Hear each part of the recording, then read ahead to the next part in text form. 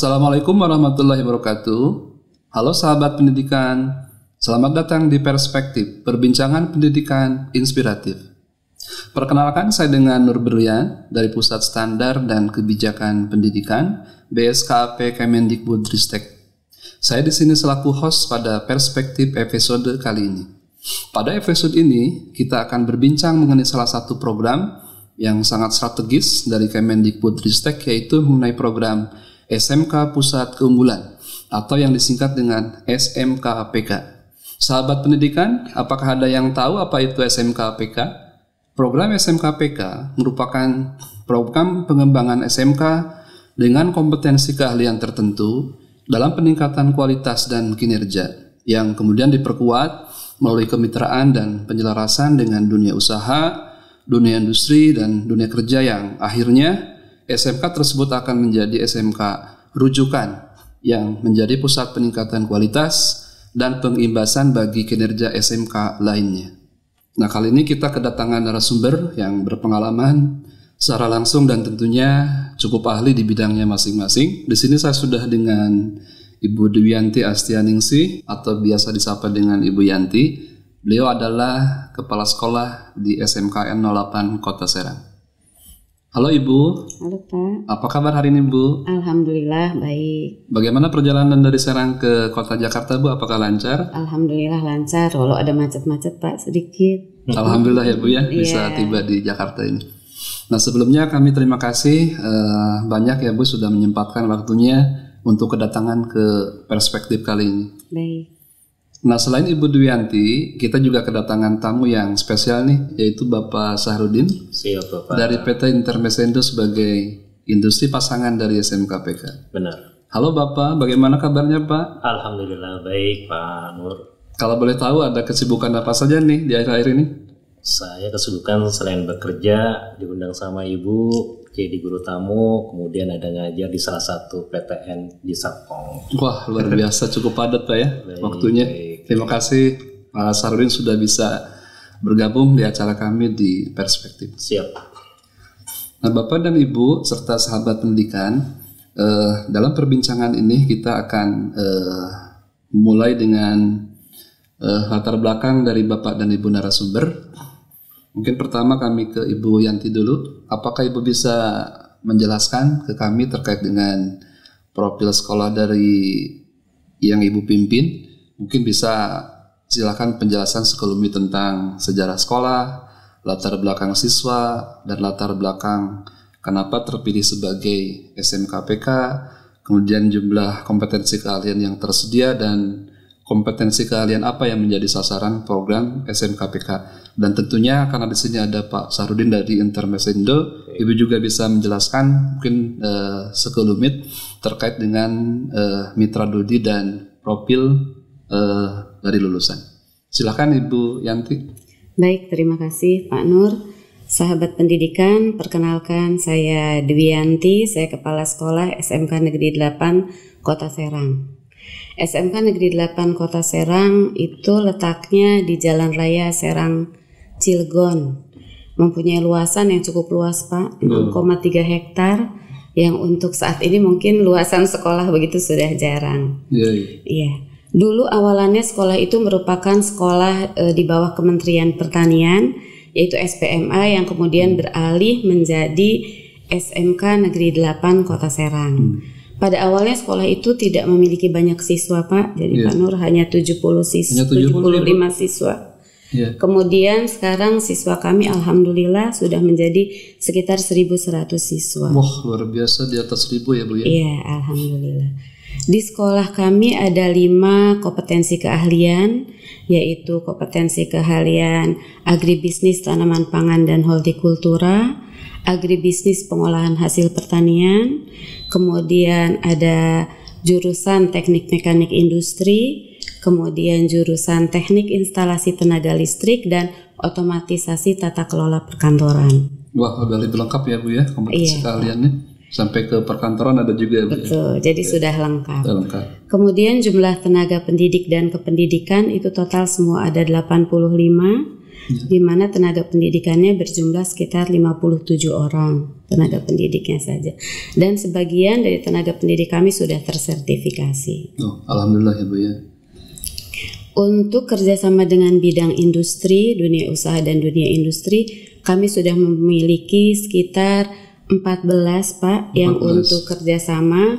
Kemudian kalau untuk kegiatan magang kami sudah punya lebih dari 20 industri untuk program magang siswa. Salah satunya adalah Pak Sahrudin ini dari PT Intermesindo. Beliau adalah orang yang luar biasa Pak. Jadi bagi sekolah kami PT Intermesindo yang sekarang menjadi mitra dalam kegiatan PK ini merupakan industri pertama yang begitu welcome menerima kami saat berdirinya program teknik mekanik industri di Dan sekolah sekarang kami. kakak itu yang menjadi sasaran untuk SMKPK ya Bu? Betul Pak. Jadi program apa? Kompetensi keahlian teknik Mekanik industri. atau Iya. disingkat TMI ya? TMI betul. Kemudian untuk serapan lulusan itu sudah ada 70% yang terserap di dunia industri, kemudian 18% itu wirausaha, 3% itu melanjutkan di bidang perkuliahan. Jadi lebih banyak yang terserap di industri Bu ya? Betul Pak, karena memang 70% lebih. iya tujuannya SMK ya Pak. Betul. Untuk Dan sekarang juga kan dilingkungi oleh ini ya, banyak industri ya. banyak industri ya. Baik, terima kasih Ibu Yanti. Nah berikutnya kami beralih ke Pak Sahrudin. Baik, Pak. Mungkin Bapak bisa bercerita kepada kami. Nah bidang kerja atau bidang usaha nih dari PT Intermesindo ini hingga perusahaan Bapak tertarik dan terlibat sebagai mitra Dudi di program SMKPK ini. Mungkin Bapak bisa cerita pertama produk yang dihasilkan, kemudian jumlah tenaga kerja, dan mungkin nanti dilanjutkan dengan jumlah sekolah mitra yang sudah bermitra dengan perusahaan Bapak, serta kira-kira bisa menjelaskan sekilas bagaimana bentuk kemitraan yang dilakukan. Silakan Pak Syah. Baik, terima kasih Pak Nur. Sahabat pendidikan, perkenalkan saya Syahrudin, HRD dan GA Manager PT Intermesindo Forging Prima. PT Intermesindo Forging Prima ini berdiri hampir 15 tahun berjalan. Ya, kami lokasinya di Tangerang, Pak Nur. Tangerang. Ya, tepatnya di Jalan Raya Pajajaran nomor 3, Jatiubung, Tangerang. Ya. Kami satu-satunya pabrik ada di sana, cabang kita belum punya. Ya. Oke. Demografi atau karyawan kami itu sekitar 332 ya.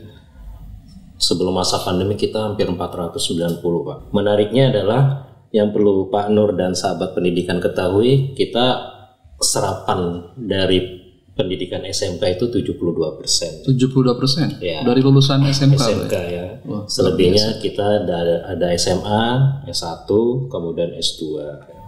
Produksinya apa sih? PT Intermesindo produksinya itu suku cadang Pak. Suku cadang kendaraan bermotor, baik itu roda 2 maupun roda 4.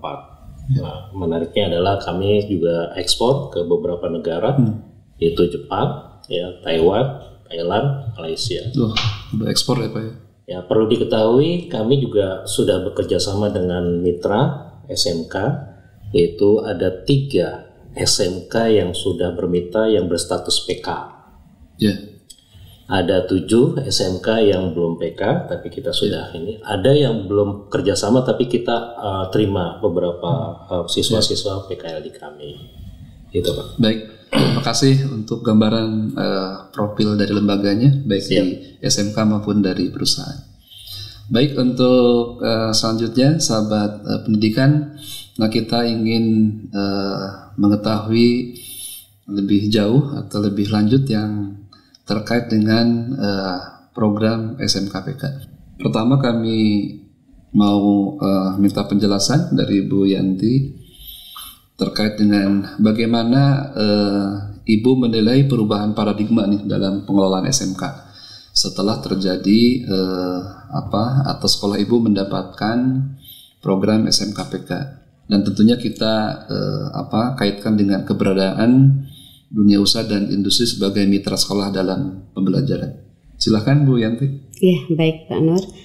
Jadi perubahan paradigma ini sebelumnya SMK itu dalam pengelolaannya untuk lulusan biasanya kami menyiapkan hampir sama untuk semua industri. Artinya lulusan tersebut tidak difokuskan pada kebutuhan salah satu industri seperti itu. Sehingga yang dikeluarkan output dari kami itu serapannya artinya bisa banyak seperti itu, seakan-akan banyak karena kompetensi yang dimiliki tidak pada satu kompetensi yang diinginkan oleh industri. Tetapi setelah ada ini maka ada perubahan pola pikir. Kita merubah pola pikir bahwa lulusan yang akan kami keluarkan saat ini dengan adanya PK ini maka kami mengadakan sinkronisasi kurikulum, kemudian dari perencanaan, perubahan karakternya, kemudian seluruh perubahan di dalam stakeholder yang berada di sekolah untuk menghasilkan sebuah output atau lulusan yang sesuai dengan industri inginkan. Artinya lulusannya itu nanti serapannya tepat dengan sesuai dengan industri mitranya seperti itu. Baik, terima kasih Ibu.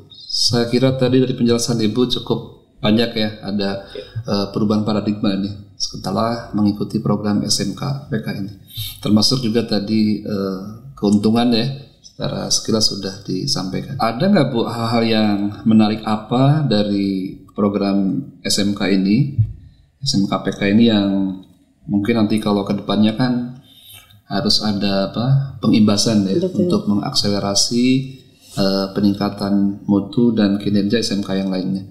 Hal-hal apa yang menarik untuk nanti bisa diimbaskan ke SMK lainnya? Jadi tujuan SMK PK itu kan pada akhirnya menghasilkan lulusan di mana lulusan itu terserap oleh dunia industri selaku mitra, kemudian mereka yang tidak terserap dapat berwirausaha atau melanjutkan ke perguruan tinggi begitu. Nah, untuk hal tersebut kami sekolah mengadakan berbagai kegiatan, artinya menggunakan implementasi kurikulum merdeka, kemudian berbagai kegiatan yang berhubungan dengan pendidikan karakter siswa, juga pendidikan di mana siswa diajak serta untuk magang di dunia usaha dan dunia industri. Nah, ini tentunya dapat oleh teman-teman di sekeliling sekolah dapat direplikasikan dengan program-program yang sama dengan ada di sekolah kami seperti itu. Baik Bu Yanti. Jadi ada nilai tambah gitu ya setelah mengikuti SMK PK ini, antara kurikulum ya. Betul. Yang di SMK lain barangkali belum diterapkan semua, ya. Menggunakan kurikulum nanti mereka. Yang bisa antara nanti diimbaskan ke SMK yang lain. Baik, terima kasih Bu Yanti. Sahabat pendidikan, berikutnya kami akan menanyakan kepada Pak Sarudin. Nah, terkait bagaimana nih paradigma yang menurut Bapak nih dalam pengelolaan SMK yang terjadi saat ini dikaitkan dengan kemitraan ya, perusahaan Bapak dengan sekolah sebagai mitra, terutama bisa nanti dikaitkan dalam pembelajarannya. Silakan Pak Sarudin. Baik, terima kasih Pak Nur, sahabat pendidikan. Paradigma yang ada saat ini dalam dunia pendidikan dihubungkan dengan industri, yaitu di industri Pak Nur perlu Pak Nur ketahui kita itu agile itu lincah. Artinya apapun yang terjadi secara teknologi kita juga harus sangat dinamis. Ya, secara dinamis. Nah, ini kan agak berbeda dengan dunia pendidikan khususnya di SMK. Nah, kami menginformasikan dan mengajak dunia SMK khususnya yang bekerja sama dengan Intermesindo itu untuk mengetahui bagaimana ya dunia industri itu berkembang. Ya, salah satu contohnya adalah kita harus merubah kurikulum yang tadinya nomor 13 sekarang kurikulum merdeka. Nah, itu sangat liquid, maksudnya bisa cair. Jadi dunia pendidikan atau tenaga pendidikan tuh bisa mengimprovisasi sesuai dengan keinginan dari industri. Khususnya kita sudah terlalu jauh gapnya ya dengan industri. Ya, dan perlu diketahui juga bahwa kita melakukan kerjasama ya dengan dunia pendidikan khususnya SMK itu dengan magang, kunjungan industri, tempat uji kompetensi. Nah, ini hal-hal ini yang bisa mendekati gap-gap tersebut. Saya pikir itu aja dulu, Pak. Baik, terima kasih Pak Sarudin. Berikutnya, manfaat apa nih atau keuntungan apa yang bisa perusahaan Bapak peroleh dengan adanya bentuk penyesuaian pembelajaran dan kemitraan yang dilakukan dengan PK ini ya Pak? Iya, iya. Yang jelas manfaatnya cukup membantu perusahaan Pak atau dunia industri. Yang pertama, dengan adanya PK ini kami bekerja sama dalam beberapa hal ya, termasuk dengan SMK 8. Itu yang pertama, guru tamu, itu yang pertama. Yang kedua, magang selama 6 bulan ya. Yang ketiga, ada kurikulum ya Bu ya. Nah, ada beberapa keuntungan buat perusahaan. Yang pertama adalah kami dengan adanya magang ini ya, yaitu kita jadi lebih tahu ya karakter-karakter anak-anak yang magang, sehingga kita bisa meng-hire secara langsung ya. Jadi tanpa ada proses-proses lagi yang itu memerlukan biaya ya. Yang kedua, dengan adanya magang 6 bulan, kita contoh pekerja sama antara SMK 8, yaitu kita bisa tahu kalau 3 bulan itu kurang, kalau 6 bulan kita bisa tahu ya. Dan kita juga tidak perlu lagi nyari-nyari lagi kemana-kemana, karena potensi anak-anak itu sudah ada di depan mata. Kalau lebih mudah mencari tenaga yang siap pakai ya, karena udah bermitra kan. Satu itu Pak. Yang kedua, mengurangi kos atau biaya. Mengurangi kos. Iya, karena selama ini dulu sebelum ada PK kita mencari tenaga kerja itu harus ada training. Ya. Tapi kalau ada program PK ini, kita sudah tahu, oh anak ini kita kira-kira sudah mampu. Akhirnya kita tanpa harus mencari, di depan mata sudah ada. Kami tinggal hubungan SMK-nya, Bu atau Pak, kami akan hire nanti pada saat anak ini lulus. Itu salah satu keuntungan Pak. Demikian Pak. Baik, makasih atas penjelasannya Bapak dan Ibu serta sahabat pendidikan. Dan untuk sesi berikutnya nanti kami akan berbincang terkait dengan program SMK yang mana nih lahir sebagai upaya ya untuk pengembangan SMK dengan program keahlian tertentu agar mengalami peningkatan kualitas dan kinerja ya, terutama nih dalam penyelarasan dengan dunia usaha dan industri ya. Nah, sehingga nanti bisa mengakselerasi ya bagi SMK lain untuk peningkatan mutu dan kinerjanya. Baik, untuk berikutnya kepada Bu Yanti, mungkin bisa diceritakan Ibu tentang gambaran pembelajaran nih yang dilakukan dengan melibatkan kemitraan sekolah dengan DUDI. Mungkin nanti bisa mulai dari perencanaan program kurikulum dan pembelajarannya, bagaimana proses serta mekanismenya, termasuk mungkin juga ada magang atau prakerin, dan yang terakhir pada aspek penilaiannya Bu ya. Silakan Bu Yanti. Untuk kegiatan pembelajaran di sekolah, kami memulai dengan perencanaan dulu, perencanaan dari kurikulumnya dengan mengadakan penyelarasan kurikulum atau sinkronisasi kurikulum dengan mengundang DUDI yang sesuai, yang sudah menjadi mitra bagi sekolah untuk menghasilkan sebuah kurikulum yang sudah serasi atau sinkron antara dunia usaha dan industri dengan sekolah. Kemudian untuk proses pembelajarannya, pertamanya kami mengadakan adanya integrasi pengalaman dunia kerja ke dalam kurikulum SMK. Kemudian yang kedua, semua peralatan, kemudian bahan baku, serta si pelaku pendidikan tadi, siswa, disusun dan dirancang untuk melaksanakan proses produksi sesuai dengan tujuan, yaitu menghasilkan produk yang ada atau yang sesuai yang dihasilkan oleh DUDI Pak. Jadi misalkan DUDI-nya tadi seperti di Intermesindo itu menghasilkan spare part kendaraan, maka kami berusaha sedemikian rupa untuk membuat dalam proyek sebuah kegiatan tadi untuk menghasilkan hasil yang sama, ya minimal mirip gitu dengan yang diminta oleh DUDI seperti itu. Baik, jadi sudah ada keselarasan ya, apa yang dibutuhkan oleh industri dan juga yang dilaksanakan oleh sekolah melalui pembelajaran berbasis industri, ya. Sehingga terjadi perpaduan dari pembelajaran berbasis produksi dan kompetensinya seperti itu.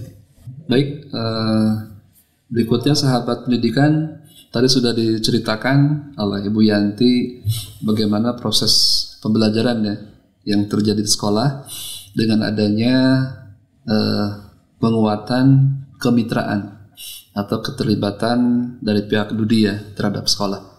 Namun di samping tadi proses yang berjalan sudah cukup baik ya, tentunya ada juga tantangan yang mungkin barangkali selama ini dirasakan ya oleh pihak sekolah. Nah untuk itu silakan Bu Yanti untuk bisa menyampaikan tantangan apa saja yang teridentifikasi di dalam penerapan kemitraan dengan Dudi. Baik. Tantangan penerapan kemitraan dengan Dudi itu ada mungkin ada beberapa ya Pak, tapi terutama saja ini adalah sulitnya mengimbangi perkembangan kemajuan teknologi atau mesin yang ada di dunia industri. Kalau bahasa saya begini, alat-alat yang ada di industri itu berkembang dan berganti dengan cepat, larinya gitu. Sementara kami di sekolah itu berjalan dengan lambat gitu, merangkak gitu ya Pak, karena ya itu tadi karena pendanaan yang sulit bagi sekolah untuk mendapatkan atau membeli alat-alat yang sesuai dengan apa yang ada di DUDI seperti itu. Baik, memang dinamikanya ini terus berkembang ya. Iya.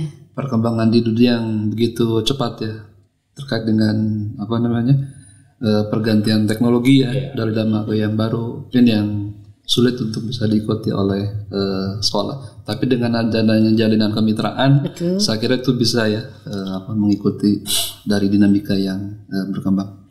Baik, untuk berikutnya ke Pak Sarudin. Baik. Ini mungkin kami ingin minta pandangan dari Bapak bagaimana menilai kemitraan yang selama ini terjalin antara perusahaan Bapak dengan SMK dan apakah ditemukan juga tantangan ya seperti halnya tadi dari pihak sekolah. Kalau ada tantangan, bagaimana strategi yang perlu dilakukan untuk mengurangi tantangan tersebut? Permasalahan dengan tantangan yang ada antara program PK dengan SMK untuk menyelaraskan dunia industri, ada beberapa hal. Yang pertama adalah tadi Bu Yanti sudah memberikan satu clue. Saya akan tambahkan mengenai bagaimana tenaga pendidik ya harus bisa tahu kebutuhan di dunia industri. Karena tadi ada gap yang Ibu sampaikan, memang benar Pak ada gap. Apabila sekolah mengikuti trennya industri, kemungkinan akan ada kewalahan. Iya betul. Namun tantangan ini adalah bagaimana tenaga pendidik ini bisa tahu teknologi-teknologi yang terkini atau hal-hal yang sedang lagi itu sudah diterapkan di dunia industri.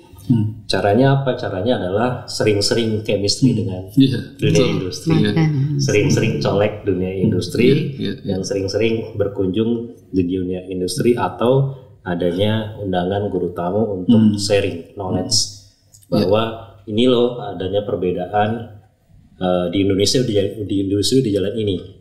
Nah di sekolah harus bisa mengikuti minimal nggak 100%, minimal ya 50% itu sudah cukup. Saya ambil contoh, misalkan di teknik mesin saat ini kita kerjasama dengan teknik mesin di SMK 8 ini, yaitu adanya satu paket mata pelajaran dari drawing sampai ke nilai akhir, yaitu si siswa itu bisa melakukan suatu project yang tadi Ibu Yanti sampaikan. Nah mata pelajaran ini nggak boleh putus, ini harus menyambung. Menyambung ya? Ya menyambung di mana dari mata pelajaran drawing kemudian akan masuk ke bagaimana mengenal suatu produk. Dari produk itu akhirnya kita harus tahu bagaimana ukurannya. Setelah ukurannya kita masuk ke RPS ya untuk dilakukan proses praktek atau workshop. Kemudian dilakukan apakah antara produk yang dibuat dengan drawing itu satu sama ukurannya. Apabila satu sama ukurannya, siswa itu bisa mempresentasikan. Sehingga ini ada alur cerita. Nah ini di ujungnya ini bisa satu kesimpulan bahwa anak ini mampu untuk menghadapi satu alur mata pelajaran sampai endingnya. Itu yang mungkin tantangan buat para pendidik untuk coba bisa dilakukan seperti itu. Itu. Udah lebih tergambarkan ya, Ya, Pak Sahrudin menguatkan kembali tadi. Memang terdapat ya tantangan baik yang dialami pihak sekolah maupun oleh industri, tapi ada upaya-upaya ya untuk bagaimana tantangan tersebut bisa diatasi ya. Tentunya dengan sering ya tadi melakukan koordinasi kolaborasi ya dan menjalin kemitraan antara sekolah dengan industri. Baik sahabat pendidikan, untuk berikutnya kita akan berbincang lagi terkait bagaimana nih program SMK PK diharapkan dapat meningkatkan keterampilan dan capaian hasil pembelajaran khususnya dengan menggandeng dunia usaha dan industri sebagai mitra yang mungkin tadi secara konkret ya, secara prakteknya sudah disampaikan baik oleh Bu Yanti maupun Pak Sahrudin. Nah, untuk berikutnya kita akan menggali kira-kira dampak apa nih yang terjadi dari praktek pembelajaran yang bermitra dengan Dudi yang dilakukan di sekolah ibu ya. Mungkin barangkali ada respon dari siswa ya, atau membentuk suatu suasana pembelajaran yang memiliki bekal untuk nanti siswa untuk bekerja di industri ataupun berwirausaha. Keaktifan siswa mungkin apakah nanti akan menjadi lebih baik, mungkin Ibu bisa ceritakan terkait dengan dampak tersebut. Kami persilakan Bu. Dampak Pak, banyak sekali dampak yang kami peroleh karena sebagai mitra dari industri adalah merupakan suatu tantangan bagi kami di masa depan dalam membentuk hasil lulusan di sekolah. Artinya begini, guru-guru itu akan terbentuk juga Pak ketika sudah ada kerjasama dengan industri. Mereka harus mampu berkomitmen, artinya membentuk karakter, pola kerja, budaya kerja mengikuti industri yang sudah ada, yang kami anggap sebagai mitra. Jadi guru-guru itu melatih dari mulai disiplin, karakter, menyesuaikan pola kerja industri. Nah, itu membentuk guru-guru kami menjadi berkomitmen untuk menjadi lebih berdisiplin, artinya seperti itu. Kemudian kepada anak-anak ini juga menjadikan anak-anak menjadikan program pembelajaran yang lebih menyenangkan. Artinya dengan kami membuat RPS yang sudah mengikuti atau berkiblat kepada industri sebagai rekanan kami, itu membuat mereka semakin bersemangat dan semakin merasa diri mereka, oh iya kita nih sedang belajar di industri, tidak sedang belajar di sekolah. Tentunya itu menimbulkan semangat, memacu mereka untuk menjadi lebih belajar lebih baik, dan tentunya hasil akhirnya mereka dapat, artinya seakan-akan mereka merasakan bahwa kami bekerja dan kami harus lulus dan dapat lagi bekerja di tempat yang sudah oleh sekolah, artinya diajak sebagai kerjasama tadi Dudinya, seperti itu Pak. Iya. Jadi lebih tergambarkan ya dengan adanya baik siswa maupun guru melakukan kemitraan dengan Dudi ya, baik melalui tadi ya prakrin atau guru magang di industri, itu lebih mengetahui lebih dalam tentang budaya kerja di Dudi ya, itu ya barangkali Ibu ya.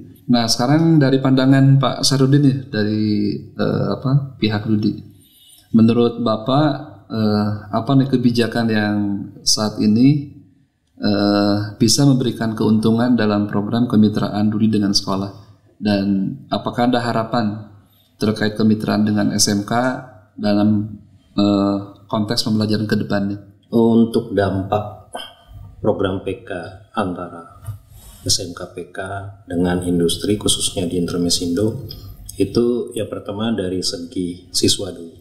Selama kami bekerja selama 3 tahun ini, dari siswa itu ada semangat lebih Pak.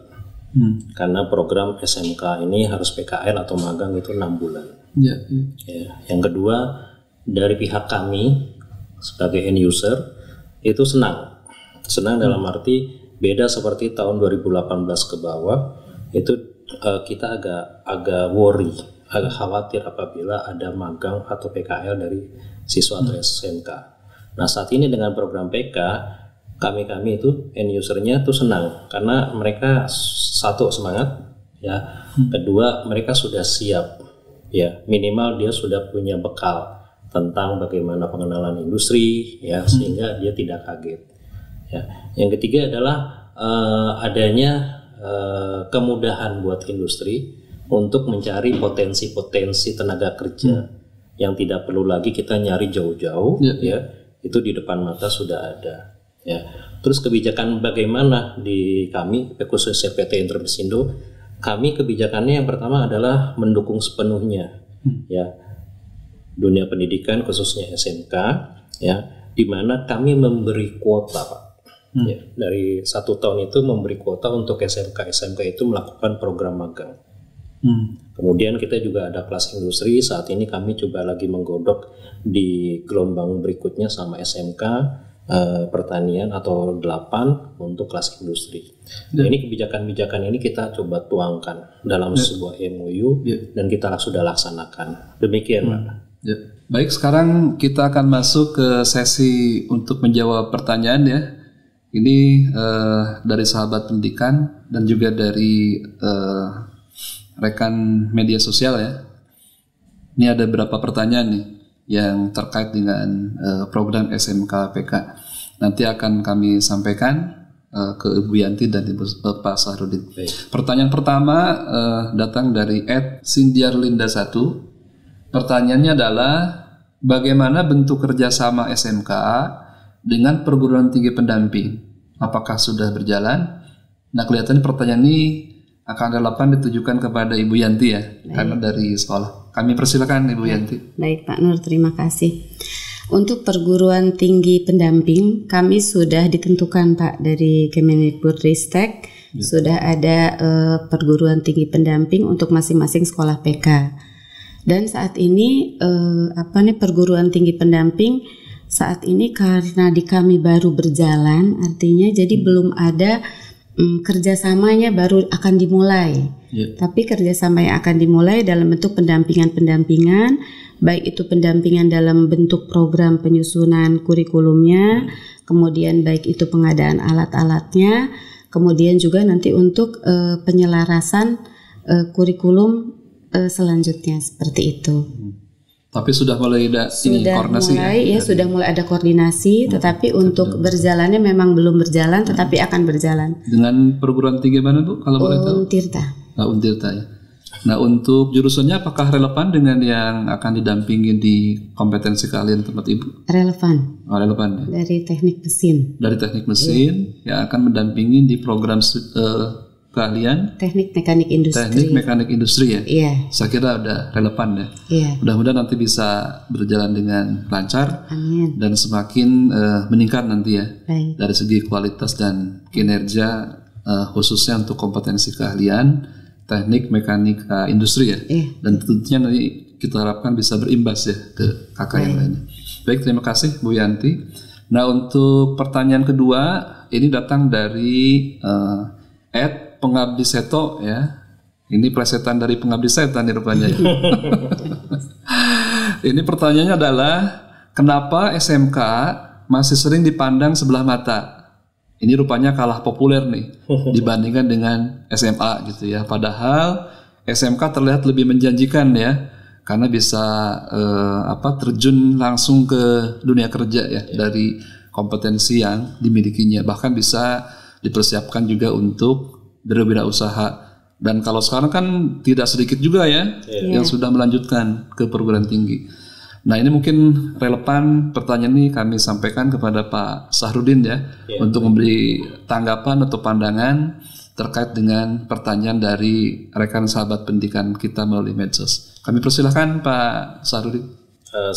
Saya titip pesan buat Mas Pengabdi Seto bahwa nggak usah risau, nggak usah gelisah, bahwa perlu Mas Pengabdi Seto ketahui bahwa di Intermesindo itu 72% itu lulusan SMK loh.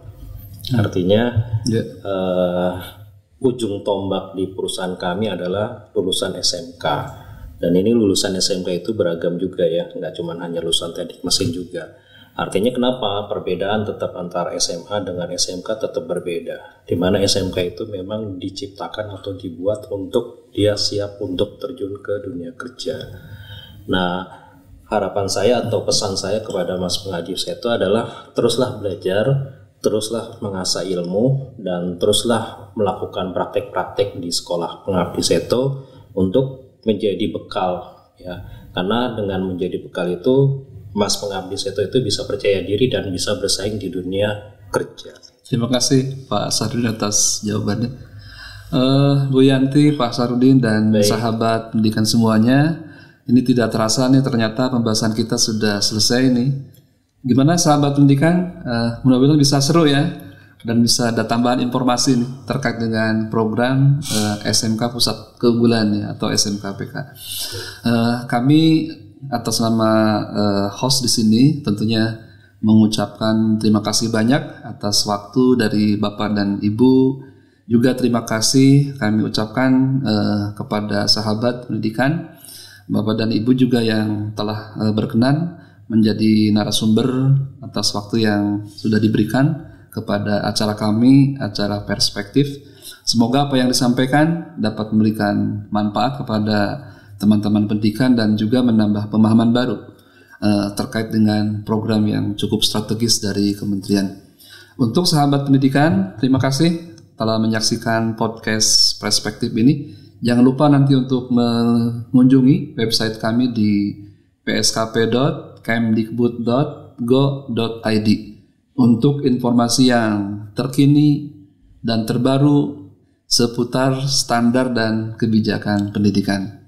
Selain itu, agar tidak ketinggalan informasi terbaru seputar pendidikan, sahabat pendidikan bisa juga nanti berkunjung ke media sosial kami yang ada di alamat PSKP Kemdikbud. Baiklah sahabat pendidikan, dari perbincangan tadi kita bersama Ibu Yanti dan juga Pak Sarudin, sedikit mungkin saya sebagai host ingin menyimpulkan yang mungkin bisa menginspirasi ya bagi SMK PK dan tentunya untuk SMK yang lainnya.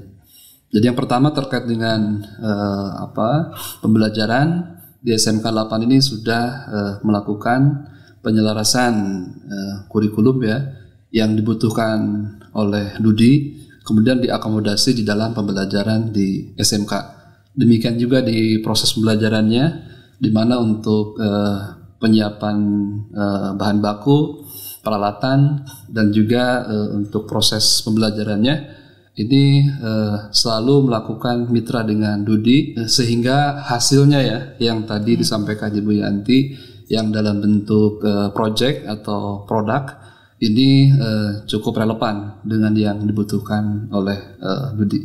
Saya kira mungkin sahabat pendidikan di SMK yang lainnya ini inspirasi bisa juga nanti ditularkan ya ke sekolah-sekolah yang lain supaya konten pembelajaran yang ada di SMK tidak terlalu ketinggalan jauh dengan yang dibutuhkan oleh Dodi. Untuk itu kemitraan, kerjasama, kolaborasi ya, saling silaturahmi ya, baik industri ke sekolah atau sekolah ke industri ini mutlak harus terus menerus dilakukan ya. Karena kalau hanya untuk memenuhi peralatan saya kira sangat sulit ya, karena terkait dengan anggaran yang sangat besar. Saya kira itu mungkin sebagai intisari dari perbincangan kita dengan Ibu Yanti dan Pak Sarudin.